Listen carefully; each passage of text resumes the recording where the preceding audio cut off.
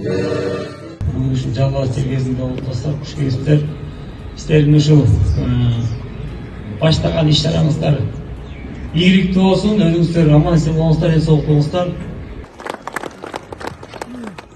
Кыргыз мынчасынын 100 жылдыгынын алкагында Жалал Абад областына, ушул Талас областынан ардагерлер авто жүрүш кылып, ушул Жалал Абад областынын ардагерлери менен спорттук иш-чаралар болгон турат.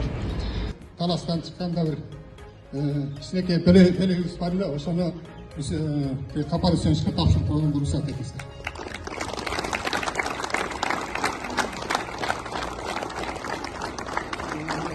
Биздин духубуз Манас атабыздын духу жыттанган Таластандагы атайын ушул кишилерге тапшырып коём.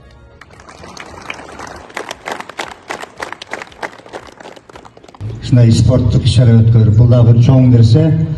Буну биз ойлойм, мындан ары да уланта берсек, булардын инициативасы менен жылда ушундай кылып айланып, областтардын ардагерлери бири-бири менен таанышып, силер менен өздүк курамдар менен таанышып дегендей, бул дагы бир чоң нерсе.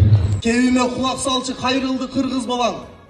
Барктайлы 3 кыл комуз, каада салт тили бизди, сактайлы мекенибиз Кыргызстан жерибизди. Рахмат.